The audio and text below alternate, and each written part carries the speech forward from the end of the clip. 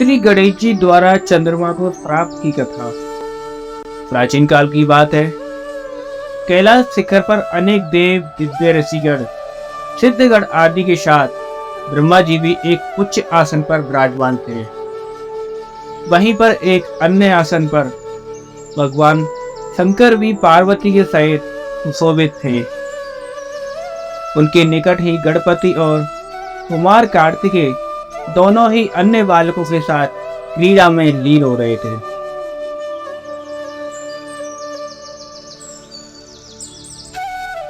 शिव जी के एक हाथ में दिव्य फल था। वे सोच रहे थे कि इसे किसे दिया जाए। पार्वती जी से पूछा तो वे कभी कहती कि गणेश को दे दीजिए और कभी कहती कि कार्तिकेय को देना चाहिए। जब वे कुछ उत्तर नहीं दे पाए तो शिव जी ने उसे बाद में विचार करने के उद्देश्य से अपने पास रख लिया। अब दोनों बालक गणेश और कार्तिकेय उस फल की मांग करने लगे। जब उनकी अधिक जिद बढ़ी तब शिव जी ने ब्रह्मा जी से पूछा, ब्रह्मन, ये अद्भुत फल देव ऋषि नारद जी दे गए थे, इसे यह दोनों बालक मांग रहे हैं। फल एक ही है और आधा फल कोई लेना नहीं चाहता। ऐसी स्थिति में आप ही निर्णय कीजिए कि यह इनमें से किसे दिया जाए। ब्रह्मा जी विचार कर बोले, यदि फल एक ही है तो नियम अनुसार कार्तिक को ही दिया जाना चाहिए, क्योंकि किसी भी वस्तु पर बड़े बालक का पहले अधिकार होता है। ब्रह्मा जी की यह बात सुनकर शिव जी ने वह फल कार्तिक को ही दे दिया। यह देखकर गणपति जी बहुत गुस्सा हुए। विशेषकर उनका क्रोध ब्रह्मा जी पर ही था, क्योंकि वे सोच रहे थे कि ब्रह्मा जी ने ऐसी व्यवस्था क्यों दे डाली। सभा समाप्त हुई। सभी देवता आदि उठकर अपने अपने स्थानों को चले गए। ब्रह्मा जी भी अपने लोक में जा पहुंचे, क्योंकि वहां उन्हें सृष्टि का आरंभ करना था। किंतु जैसे ही वे सर्ग रचना में लगे, वैसे ही गणेश जी ने वहां पहुंचकर अड़चन पैदा कर दी। उस समय उन्होंने प्रकट होकर अपना अधिक भयानक रूप दिखाया। उनके उस रूप को देखकर ब्रह्मा जी डर के कारण कांपने लगे। जब चंद्रमा ने यह देखा कि गणपति के भयानक रूप को देखकर ब्रह्मा जी डर से कांप रहे हैं, तो उन्हें हंसी आ गई और साथ ही चंद्रमा के जो गण उस दृश्य को देख रहे थे वे भी हंस पड़े। यह देखकर भगवान गजानन को क्रोध आ गया और वे चंद्रमा को साफ देते हुए बोले, हे मयंक, तूने जो इस समय हंसकर मेरी अभद्रता प्रदर्शित की है, उसका फल तुझे मिलना ही चाहिए। जा, तू किसी के भी देखने के योग्य नहीं रहेगा, और यदि कोई भूल से भी देख लेगा तो वह अवश्य ही पाप का भागी होगा। इतना कहकर गजानन अंतर ध्यान हो गए। उनका शाप प्राप्त होते ही चंद्रमा श्री हद गंदा और अभागा हो गया। उनके तेज में अत्यंत कमी आ गई। इससे वह बहुत व्याकुल हुए और निराशाजनक रूप से पछतावा करने लगे। देखो, मैं कैसी मूर्खता कर बैठा। उन जगदीश्वर के साथ वे प्रभु तो अनिमा और अन्य गुणों से संपन्न, संसार के कारण के भी कारण एवं महाप्रभु हैं। उनके रुष्ट होने से मैं अदृश्य एवं कलाहीन हो गया हूँ। अब इससे छुटकारा पाने के लिए मैं क्या करूं? जब चंद्रमा की समझ में कोई उपाय नहीं आया तो वे तुरंत ही देवराज इंद्र के पास गए, परंतु देवता भी उन्हें नहीं देखना चाहते थे। उन सभी ने अपनी अपनी आंखें झुका ली। तब इंद्र ने भी उनकी ओर ना देखते हुए पूछा, अरे चंद्रमा, तुम्हारी ये दशा कैसे हुई? क्या गजानन के शाप का ही प्रभाव है? यह सब बात स्पष्ट कहो। चंद्रमा बोला, देवराज, आपसे क्या छिपा है? सब कुछ जानते हुए भी अनजान बनकर क्यों पूछ रहे हो? इंद्र, अब शीघ्र ही मेरे शाप मुक्त होने की कोशिश करें, अन्यथा समस्त संसार ही मेरे साबित होने का अशुभ फल भोगेगा। इंद्र ने तसल्ली दी और बोले, चलो ब्रह्मा जी से ही इसका उपाय पूछते हैं, क्योंकि उनके समान ज्ञानी और सर्वलोकोपकारी अन्य कोई भी नहीं है। सब देवता उनके साथ ब्रह्मलोक पहुंचे।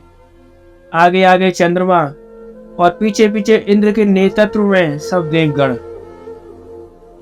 ब्रह्मा जी ने यह सब जाना कि चंद्रमा आ रहा है, तो पाप लगने के भय से उन्होंने भी नजर नीची कर ली और बोले, कहो चंद्रमा, यहाँ किस इरादे से आना हुआ है? ब्रह्मा जी के इस प्रश्न का उत्तर इंद्र ने दिया, हे ब्राह्मण, भगवान गणेश्वर आप पर क्रोध हुए थे और साप दे बैठे चंद्रमा को, इसलिए अब आप ही इसे छुड़ाने का कोई उपाय बताइए। हम सभी देवता इसी वजह से आपकी सेवा में उपस्थित हुए हैं। ब्रह्मा जी ने कुछ विचार कर कहा, देवराज इंद्र, आपको उन्हीं गणेश्वर प्रभु की शरण लेनी होगी। चंद्रमा को आगे रखकर उन्हीं का पूजन एवं प्रार्थना करो। ब्रह्मा जी की यह बात सुनकर भगवान गजानन की पूजा की तैयारी की गई। गणेश्वर की प्रतिमा बनाकर पूजन किया एवं भावना पूर्वक स्तुति कर निवेदन किया गया। हे प्रभु, इस चंद्रमा पर कृपा कीजिए। उस समय यह अज्ञानवश हंस पड़ा था, किंतु अब इसे अपनी मूर्खता का ज्ञान हो गया है। देवताओं की प्रार्थना पर भगवान गणेश्वर प्रकट हो गए। सभी ने उनका अद्भुत रूप देखकर उन्हें दंडवत प्रणाम किया। तब गणपति प्रसन्न होकर बोले, देवगण, मैं संतुष्ट हूं, इस कारण से जो चाहो वह वर मांग लो। चंद्रमा ने उनके चरणों में मस्तक रख दिया और आंसुओं से धोने लगे। गणेश्वर बोले, उठो चंद्रमा, अब दुगना करो, मैं तुम पर प्रसन्न हूं। चंद्रमा ने कहा, प्रभु, मुझे साप से मुक्त कीजिए। मेरी जो चमक नष्ट हो गई है उसे लौटा दीजिए। मैं अदर्शनीय से दर्शनीय हो जाऊं नाथ, मेरे अपराध को क्षमा कीजिए। गजानन बोले, अच्छा बोलो, तुम्हें 1 वर्ष 6 मास अथवा 3 मास के लिए अदर्शनीय रहने दिया जाए या कुछ और चाहते हो? शीघ्र ही स्पष्ट बताओ। चंद्रमा ने कहा, प्रभु, मुझे बहुत दंड मिल गया है, अब तो क्षमा कर दीजिए। यह कहकर चंद्रमा ने पुण्य है दंडवत प्रणाम किया तथा सब देवता भी उनके चरणों में झुक गए। गणेश्वर ने मुस्कुराते हुए कहा, मैं अपने वचन को असत्य कैसे करूं? चाहे सूर्य और सुमेरु अपना स्थान त्याग दें, समुद्र अपनी मर्यादा छोड़ दे अथवा अग्नि शीतल हो जाए, किंतु मेरा वचन असत्य नहीं हो सकता।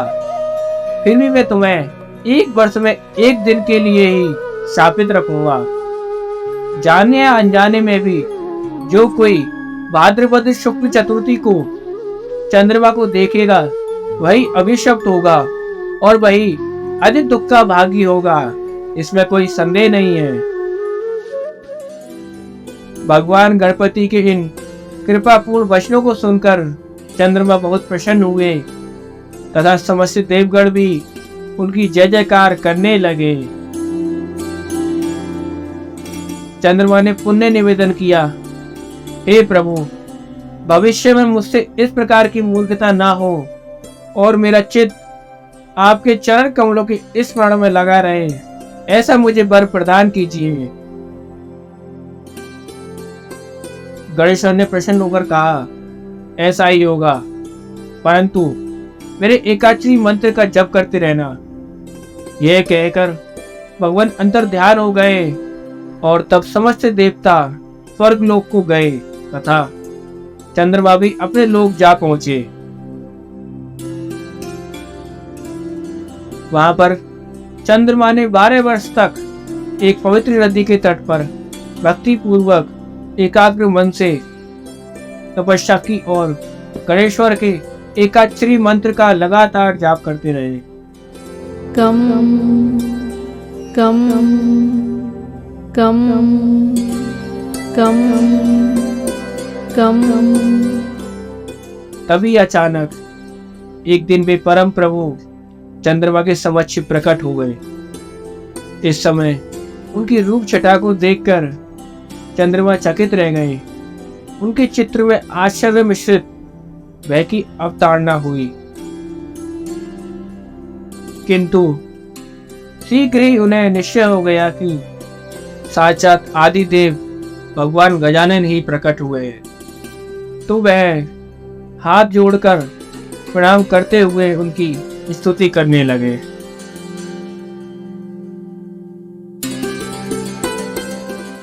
मैं उन दो दांतों से युक्त परमेश्वर को नमस्कार करता हूँ जो अपने भक्तों की सभी बाधाओं को हरण करते हैं तथा सभी के लिए धर्म, अर्थ और काम को प्रशंसा योग्य करते हैं।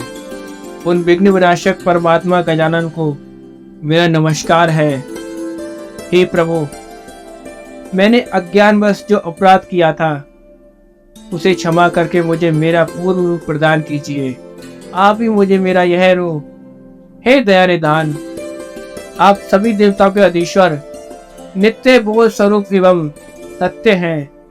समस्त वेद आपके ही स्वरूप हैं तथा आपके द्वारा ही उनका प्रतिपादन हुआ है। हे देव, हे जत आपका ही स्वरूप है तथा आप ही साक्षात परम ब्रह्म है।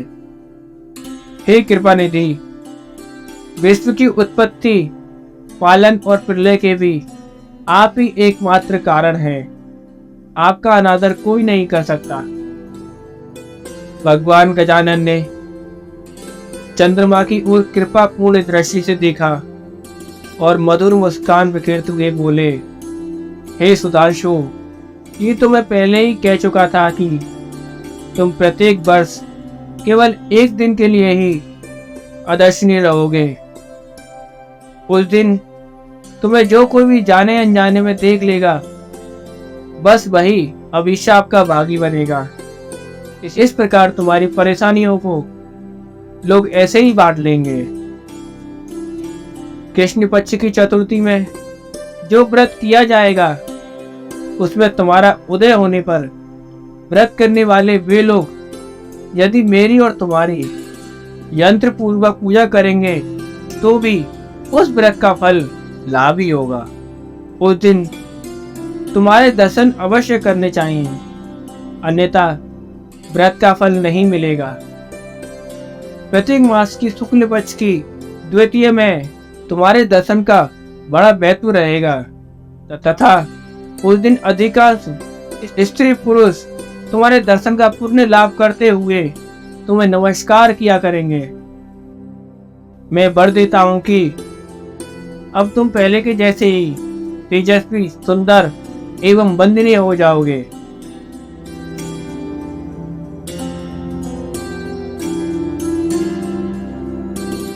इस प्रकार भगवान गजानन वर देकर अंतर ध्यान हो गए तथा चंद्रमा अपना पूर्व तेज प्राप्त करके प्रसन्न हो गए।